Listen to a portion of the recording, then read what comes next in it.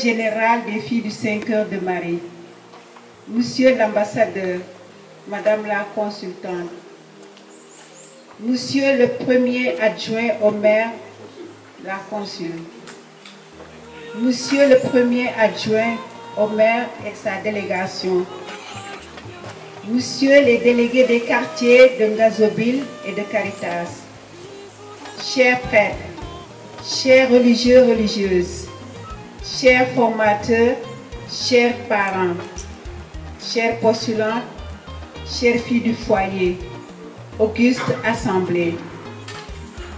Au nom de la communauté des filles du 5 heures de Marie de Ngazobil et de l'équipe formatrice du foyer, je vous souhaite la bienvenue. Nous sommes très heureux de votre présence en ce jour de l'inauguration du matériel de sérigraphie de notre atelier. En effet, le foyer Monseigneur Aloys Cobès a toujours participé à la formation humaine et chrétienne des jeunes filles de notre pays. Depuis les premières années de la fondation de notre famille religieuse. Et aujourd'hui, encore, continue de chercher la performance, la variété des enseignements dans ce milieu éducatif. Le monde du travail a besoin de personnes bien formées et aptes à plusieurs choses utiles pour le développement de la société. C'est le vœu le plus cher pour nous, équipe formatrice, à l'endroit de toutes ces filles qui sortiront d'ici après leur cours, le parcours de 3 ans. L'homme de bien a pitié, il partage. Il mène ses affaires avec droiture. Monsieur l'ambassadeur, recevez nos sincères remerciements. Avec ce don, vous avez rehaussé le plateau technique de notre centre de formation. Vous participez ainsi à nous aider à convaincre les jeunes gens de notre nation que c'est possible de gagner sa vie chez soi. Nous osons espérer que vous continuerez à nous accompagner car il y a encore à réaliser pour le bonheur des candidates de la formation. À notre mère générale, merci d'avoir accueilli et déployé tous les moyens pour que ce jour ait eu lieu. Merci à la sœur Yvette Maringom pour avoir diligenté ce projet dès les premières heures. Monsieur Gustave Gaye, consultant du projet, nous vous disons merci pour votre sens de la collaboration et du sacrifice. Nous vous saluons à juste titre pour votre patience pour la conception de ce projet. À vous tous, merci d'avoir répondu à notre invitation. Que le Seigneur, par le 5 heures de Marie, vous comble de ses grâces et de ses bénédictions. Merci de votre aimable attention. Ambassadeur de la République de Pologne au Sénégal. Oui, c'est plus ou moins. Madame la consul de l'ambassade de la République de Pologne au Sénégal. Monsieur Omar Ba, conduisant la délégation de la mairie de la commune de Joal-Fayette. Cher Abbé Théodore Wali Diouf, directeur du séminaire de Ngazobil et ses collaborateurs. Monsieur l'abbé Théophile Yuki, curé de Nyanda, chers prêtres religieuses, religieux, chers frères de Saint-Joseph, chères filles du 5 heures de Marie, monsieur le délégué du village de Ngazobil, monsieur le délégué de Caritas Joal, chers postulants des filles du 5 heures de Marie, chères filles du foyer. La femme, dans sa noble et relative fragilité, est le pilier sur lequel repose toute la société. Éduquer une femme, Lui donner le moyen de se réaliser pleinement, c'est tout simplement prendre en charge l'humain et tout l'humain. Dieu lui-même n'a-t-il pas fait de la femme le lieu de prédilection par lequel commence l'histoire de la rédemption? Oui, l'espérance messianique est une espérance de maternité. La femme est le symbole de toute l'humanité en alliance avec Dieu. Monseigneur Aloys Cobès, fondateur de la congrégation des filles du Saint-Cœur de Marie, a bien compris le rôle incontournable de la femme en général en mettant sur pied une congrégation féminine en Afrique, spécifiquement au Sénégal, dans un contexte bien loin d'être porteur en plein milieu du 19e siècle. Dans son charisme fondateur, Monseigneur Aloys Cobès demandait aux filles du Saint-Cœur de Marie de porter une attention particulière aux jeunes filles, à l'éducation de la femme. C'est ainsi que les œuvres de prédilection des filles du Saint-Cœur de Marie furent dès le début la création d'internats d'enfants, de jeunes filles, d'orphelinats, l'accompagnement des femmes au mariage, etc. Le foyer de Ngazobil fait partie de ses premières œuvres de prédilection des filles du Saint-Cœur de Marie. Il fut créé depuis 1864, 6 ans seulement après la fondation de la congrégation. Nous sommes ici donc au berceau et source de notre famille religieuse. Le projet qui inaugure une collaboration entre les filles du Saint-Cœur de Marie et l'ambassade de Pologne a pour objectif le renforcement des offres de formation et à la résilience du centre de formation Monseigneur Aloys Cobès de Ngazobil, à travers l'équipement de machines d'impression et accessoires. Ces outils pédagogiques permettront au centre d'offrir une meilleure qualité de formation, d'avoir une visibilité en établissant des partenariats de travail et de cheminer vers une autonomie financière qui lui permettront d'acquérir d'autres compétences et outils d'éducation. C'est pourquoi il est présenté par la congrégation au bénéfice des filles du centre de Ngazobil. Merci pour votre présence en ce jour d'inauguration de ce matériel. Nous espérons que la collaboration avec votre ambassade n'est qu'à ses débuts et qu'elle continuera à nous accompagner, vous nous l'avez dit, j'y crois, pour de futurs petits projets, mais aussi de grands projets de développement et d'assistance à nos populations sénégalaises, spécialement à l'accompagnement des filles. Excellence, merci infiniment. J'exprime ma profonde gratitude à Madame Sophie Gladima et à toute sa délégation, à Monsieur Omar Ba, à la mairie qui ne ménage aucun effort pour soutenir la formation de nos filles. Et je remercie vraiment Madame le maire pour son attention à notre égard. Sachez que votre soutien sera toujours accueilli avec bienveillance pour un meilleur encadrement de ce foyer de formation. Nous comptons aussi sur votre soutien. J'adresse un merci particulier à tous nos proches collaborateurs avec qui nous formons une unique et même famille. Je veux citer les prêtres du séminaire, à leur tête le recteur, Abbé Théodore Walidjouf, nos frères de Saint-Joseph, les familles du village de Ngazobil et la paroisse aussi de Ndianda. Nous formons ici une unique et même famille, je dirais cobésienne. Continuons de nous entraider et de nous soutenir mutuellement pour la cause commune du développement de Ngazobil, qui doit retrouver la vocation première que lui avait insufflée Monseigneur Aloys Cobès. Je rêve d'un Ngazobil qui soit non seulement le berceau de nos différentes entités ecclésiales, mais Ngazobil qui soit une source, une réelle source, puisque c'est le nom, qui donne la vie dans tous les sens. Nous ne devons pas nous contenter d'être... Madame la consul, chers prêtres, chers délégués de quartier, chers habitants de Ngazobil. Tout d'abord, Madame le maire aurait souhaité être là. Malheureusement, l'homme propose, Dieu dispose. Et elle vous souhaite tout d'abord une bonne et heureuse année. Que l'année 2024 soit pour vous une année de réussite, de prospérité et de santé. Il faudrait qu'il ne soit pas déçu. C'est ce que j'ai dit à Assunta, c'est ce que je répète ici. C'est le credo de madame.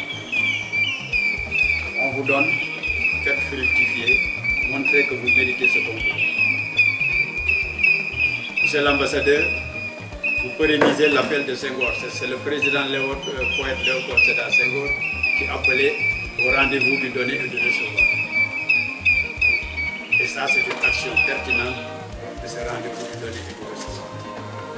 Madame souhaiterait, par les deux actions que vous venez de mener, qu'il y ait une coopération séculaire entre la commune de Joal-Fadiouth et la Pologne ou une commune de la Pologne. Et elle met ça entre vos mains, son Excellence.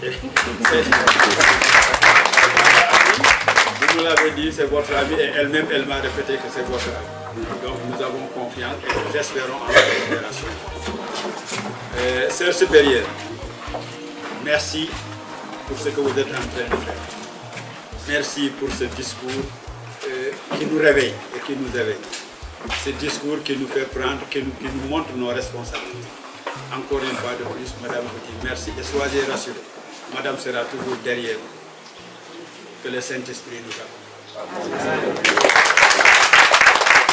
Monsieur l'adjoint au maire, chers religieux, religieuses, prêtres, abbés, curés, mesdames et messieurs, et surtout, chers élèves, ils sont partis. Bon, c'est elle que je voulais parler. Oui. Alors avant qu'elle vienne, oui, permettez-moi avant tout de présenter mes excuses pour ce retard. Je suis venu avec retard, bon, certes il y a la circulation, j'aurais pu partir plus tôt, mais bon, le premier vendredi approche, donc je vais ajouter à la liste de la confession. Excusez-moi, j'aurais dû venir plus tôt. Merci pour cet accueil, pour cette très belle journée. C'est pour nous, qui représentons la Pologne ici, un moment très solennel, en même temps plein d'émotions et surtout très sympathique. Parce que c'est la preuve que notre activité, nos efforts, ils ont un sens. On n'est pas juste ici pour passer quelques années dans un pays comme, voilà, ambassadeur, voilà. Non, on fait des choses vraiment. Et c'est ça, nous travaillons vraiment pour le bien de tous, de toutes. Pas seulement juste pour avoir accès à quelques privilèges et être justement des personnes peut-être mieux situées que les autres. Non, c'est pas tout ça. Nous voulons vraiment contribuer, dans la mesure de nos possibilités, elles sont certes réduites, pour le bien-être du Sénégal et surtout de sa population. Et puis, aux mêmes chances, là, je ne peux peut-être pas le dire officiellement, mais officieusement, ici c'est beaucoup plus joli qu'avec nous.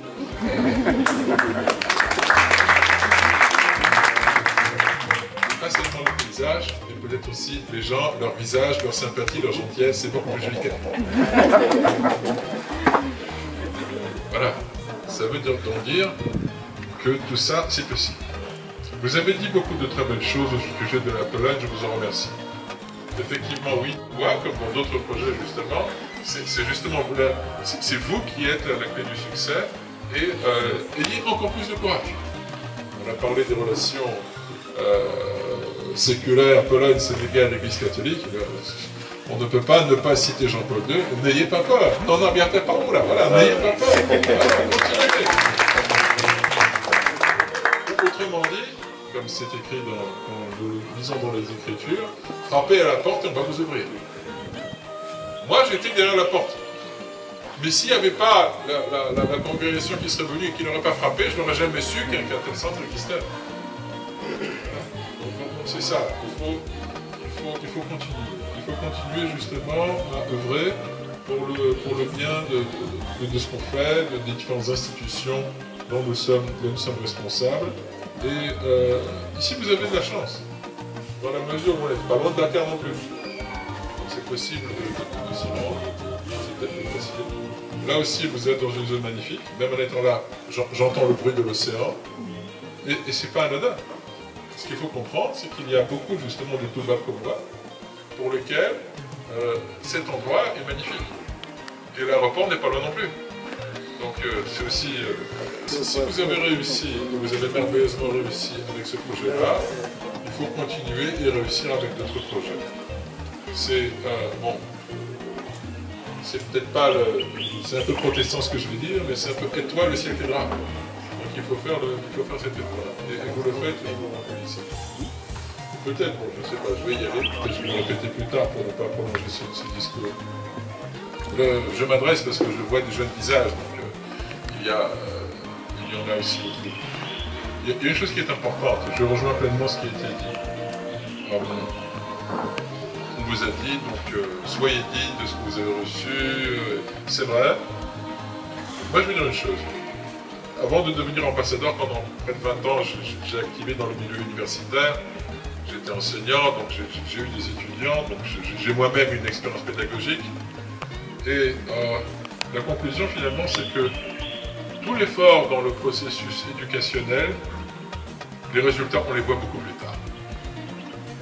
C'est ça. Quand on fait quelque chose de bien ou de mal, souvent on voit le résultat tout de suite.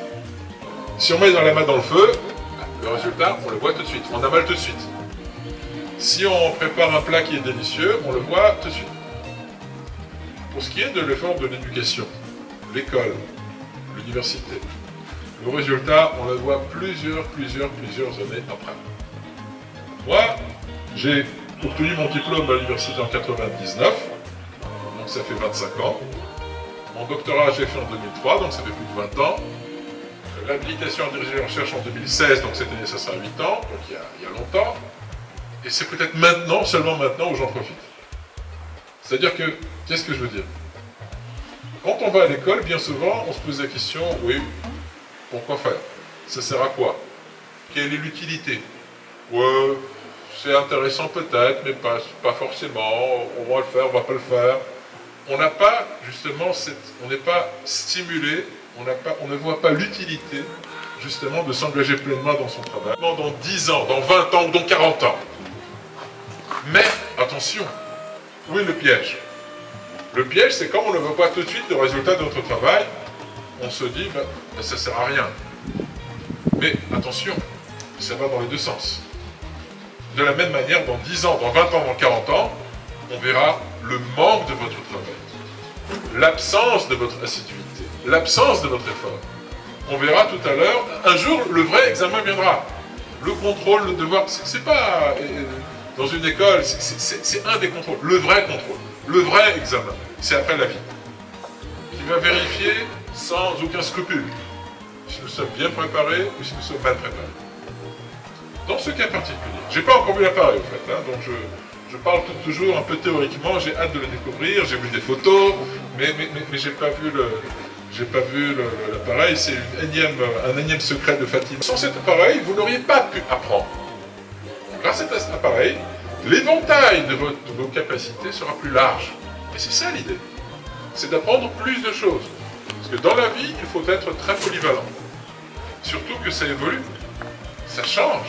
Moi, je ne me compare même pas aux années 80 où j'allais à l'école, mais même les années 90 où j'allais à l'université, les années 2000 où je faisais mon doctorat. Tout change très vite. Tout change très vite. Si on dit aux jeunes gens d'aujourd'hui, par exemple, vous allez envoyer votre premier courriel ou votre premier message par WhatsApp à l'âge de 25 ans, on le fait à l'âge de 5 ans même. Moi, mes premiers messages, je les ai envoyés déjà pratiquement quand je terminais mes études, ou même après les études, parce qu'avant, il n'y avait pas Internet. Avant, il n'y avait pas. Aujourd'hui, par exemple, on ne sait pas d'ici 20 ans quel sera le rôle joué par l'intelligence artificielle. C'est une grande inconnue. Donc, les temps changent. Les temps vont changer. C'est un processus que nous ne pouvons pas arrêter. Mais ce que nous devons faire, c'est être préparés. Vous avez entre vos mains le trésor, peut-être, le plus grand, c'est-à-dire la vie. Et attention, ce trésor, il est juste une fois. Une fois. Nous, croyons qu'il n'y a pas de réincarnation. Il y a la vie, et puis après, il y a la vie éternelle. Mais on ne revient pas. Le temps, malheureusement, c'est ça. Le temps, la vie, c'est des choses qu'on a une fois. L'argent, à la limite, on peut le récupérer. On perd de l'argent, on gagne de l'argent. Mais le temps ou la vie, si on les a perdus, c'est fini. On ne peut plus les rattraper. Donc ce qu'il faut, c'est profiter au maximum des possibilités que nous avons en ce moment-là. Ne ratons pas ce moment. Nous tous. Les jeunes, les adultes, les jeunes, les vieux, nous tous. Il faut profiter dans le sens positif. Pas exploiter pour profiter des autres, mais justement mettre à profit plutôt ce moment-là, parce que justement nous avons cette chance. Il y a on va dire, ce concours de circonstances, voulu, non voulu, mais qui est comme il est. Voilà l'endroit où nous sommes, au bord de l'océan, nous avons ce matériel-là, utilisons-le. Maintenant, est-ce que ça va être utile? Est-ce que ça va être nécessaire? Est-ce qu'on va en profiter dans notre vie professionnelle tout de suite? Je ne sais pas. Et personne ne le sait. Et tous ceux qui sont plus âgés que vous, ils vous diront, on ne sait pas quand est-ce que ça sera utile. Mais un jour, ça sera utile. Et ce sera ce jour-là où ça sera le vrai examen. Et si ce jour-là, vous ne savez pas le faire, mais quelqu'un d'autre viendra, c'est lui qui va décrocher le boulot, c'est lui qui va décrocher le contrat, c'est lui qui va décrocher l'argent et s'en devenir. Et vous resterez là où vous êtes. C'est comme ça. La vie, à un certain moment, elle est vraiment elle est cruelle. Il y a, au moment de la vérification, on sait où on sait pas. Profitez, profitez. Profitez justement de cet appareil, de ce que je vais voir tout à l'heure, je l'espère, pour justement être mieux préparé pour la vie professionnelle. Et une fois donc, le moment venu, ah oui, ça je sais le faire, oui, je sais le faire, je l'ai appris chez les bonnes sœurs, je peux le faire, tiens, je te le fais, voilà. Ah, je sais le faire, ou elle sait le faire, c'est bien, je vois, je le fais. Donc avec ça, tu peux mieux vivre, tu peux gagner ta vie. Et comme ça a été dit, voilà, je le répète, il y a tout le potentiel pour faire sa vie ici. Pour faire sa vie ici. Mais évidemment, les Polonais sont aussi une nation qui ont beaucoup immigré. Nous sommes en Pologne à peu près 38 millions d'habitants, et probablement encore 20 millions, sinon plus, de personnes d'origine polonaise partout à travers le monde. Donc oui, nous connaissons très bien le phénomène de l'immigration. On peut avoir des résultats. Vous pouvez les avoir. Et là, peut-être, dernière pensée, parce que mon discours est définitivement trop long, on se pose souvent la question, bon, tout ça, c'est des grands enjeux mondiaux, des guerres, des conflits, des coups d'État, l'économie, des investissements, des grandes entreprises. Moi, qu'est-ce que j'ai à faire avec ça? Moi, je suis un petit être humain, un homme, une femme, une fille, un garçon. Qu'est-ce que je suis? Je viens d'un village. Moi, mon rêve, ça serait d'avoir, par exemple, je sais pas, de me marier avec un garçon qui serait un bon travailleur, pour qu'on puisse avoir des vaches, un cheval, ou peut-être d'autres animaux. Et donc, ça sert à quoi de penser à ces choses si moi je suis qu'un petit être humain? Eh bien non. La plage, elle est constituée de milliards de grains de sable. Bien, nous sommes tous des grains de sable. Ce sont ces grains de sable qui font la plage, qui font la beauté. Et surtout si on le prend dans la perspective religieuse, il n'y a pas, nous sommes tous chers dans les yeux de Dieu. Hein. Chaque cheveu de notre tête est compté. Donc c'est lui qui va donner la récompense. Et notre action, elle est importante. De chacun d'entre nous. Et ça ne compte pas qu'on soit président, qu'on soit ministre, qu'on soit ambassadeur, qu'on soit une religieuse, qu'on soit élève, chacun a un rôle à remplir. Et son travail, il aura un impact, il aura une influence sur ce qu'il fait. Il aura une influence peut-être sur son entourage. Peut-être pas par ses paroles, là encore une fois je suis beaucoup trop long, mais il aura une influence surtout par son comportement. Souvent, ça viendra surtout avec l'âge, quand nos aïeuls vont commencer à disparaître, on se dit oui, j'avais une grand-mère, un grand-père, une cousine, une voisine ou un voisin. Ces gens-là, peut-être qu'ils ne faisaient pas de jolis et de longs discours comme monsieur l'ambassadeur, mais leur comportement, j'aimais bien, parce qu'ils parlaient peu, mais ils travaillaient beaucoup. Ils étaient gentils, ils faisaient ça, ils faisaient ça, ils faisaient ça, ils faisaient ça. C'est avec leur comportement, justement, qu'ils ont laissé une trace indélébile. Et vous, mesdemoiselles, quelle trace vous avez laissée à côté? Merci.